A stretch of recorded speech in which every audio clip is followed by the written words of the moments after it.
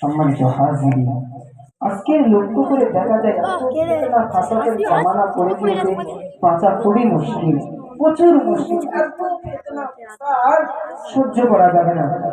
কবর জিয়ারত চলবে, কবরে খেজুর পাতা দেওয়া চলবে না, জানাজারের পরে মোনাজাত চলবে না। এখন একদল আমাদের কিনা টুপিওয়ালা, দাড়িওয়ালা, জুব্বাওয়ালা মৌলবি বেরিয়েছে, তারা বলছে জানাজারের পরে মোনাজাত চলবে না। জানাজারটাই তো দোয়া, জানাজারটা দোয়া। আরে জানাজারটা কি দোয়া রে? এটা বল, জানাজারের ভিতরে দোয়া আছে।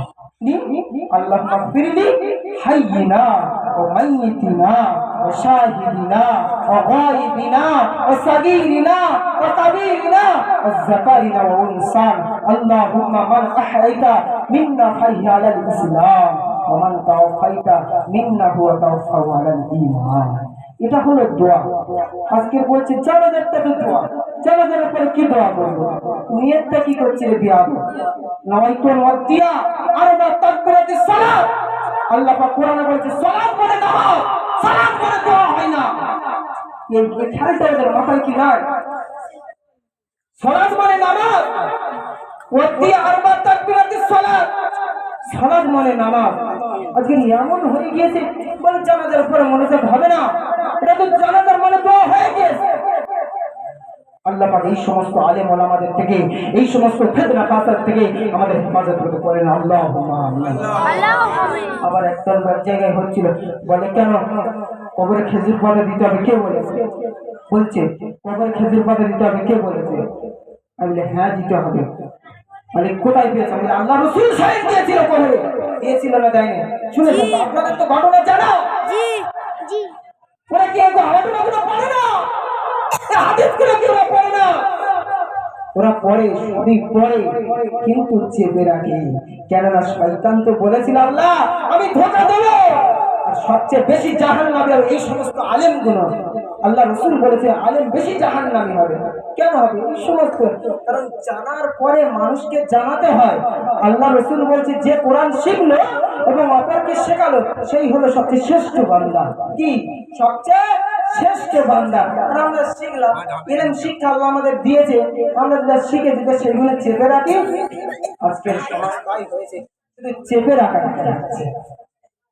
মুসলমান ঘরের ছেলেরা আজকের শুধু এই সমস্যাকে চেপে রাখা।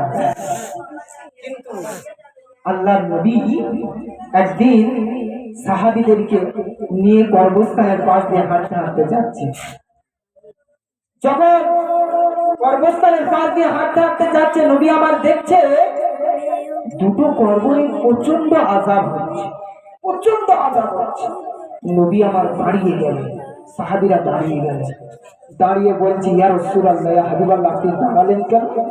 আমার আপনার নবী ওই সময় কি বললেন? ও আমার সাহাবীরা, যাও বাবা তোমরা দুটো খেজুর পাতা কেটে নিয়ে আসো। যখন খেজুর ডালটা কাটা হলো, আমার আপনার নবী নিজ হাতে ওই কবরে পুঁতেছিলেন। চলে বলেন সুবহানাল্লাহ।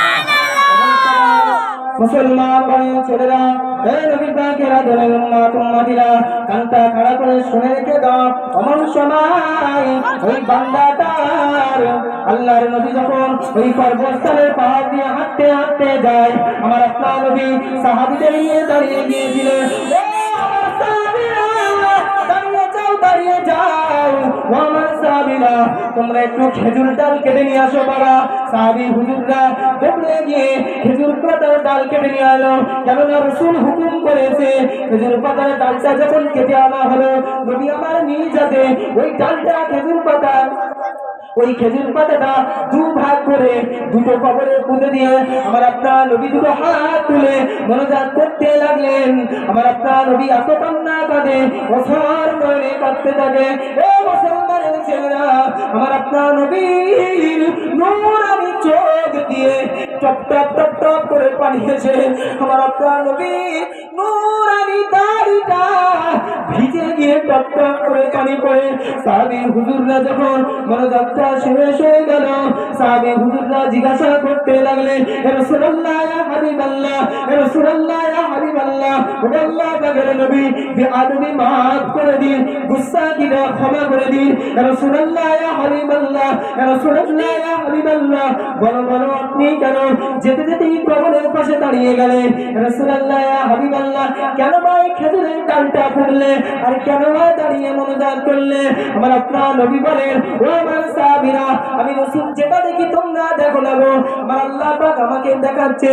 ও আমার সাহাবীরা, আমার আল্লাহ পাক আমাকে দেখাচ্ছে ওই দুটো কবরে এত আযাব হয়, আমি রাসূলুল্লাহ সহ্য করে থাকতে পারি না।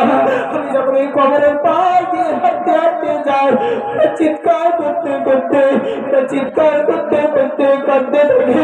বাবা সাহাবীরা, আমি রাসূলুল্লাহ, আমার আল্লাহ যে আমার দান করে পাঠিয়েছে, আমার আল্লাহ কোরআনে বলেছে, ওয়া মা আরসালনাকা ইল্লা রাহমাতাল লিল আলামিন। ওয়া আমার সাহাবীরা, আমার আল্লাহ পাক আমাকে রহমত এবং দান ও করুণা করে বানিয়েছে। ওয়া আমার সাহাবীরা, আমি রাসূলুল্লাহ, আমি সহ্য করে থাকতে পারি না।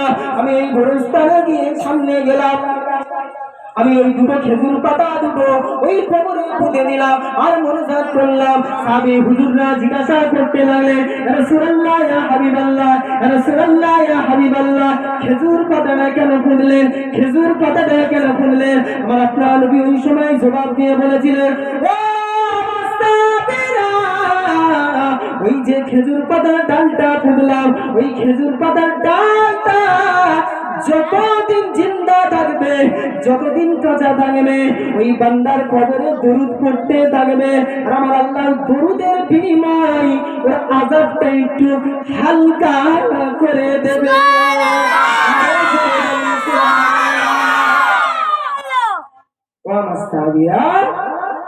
এই খেজুর পাতাটা পুঁতলাম, যতদিন পাতাটা জিন্দা থাকবে ওরা দরুদ পড়বে আর ওদের ঘরে সাপটা যাবে।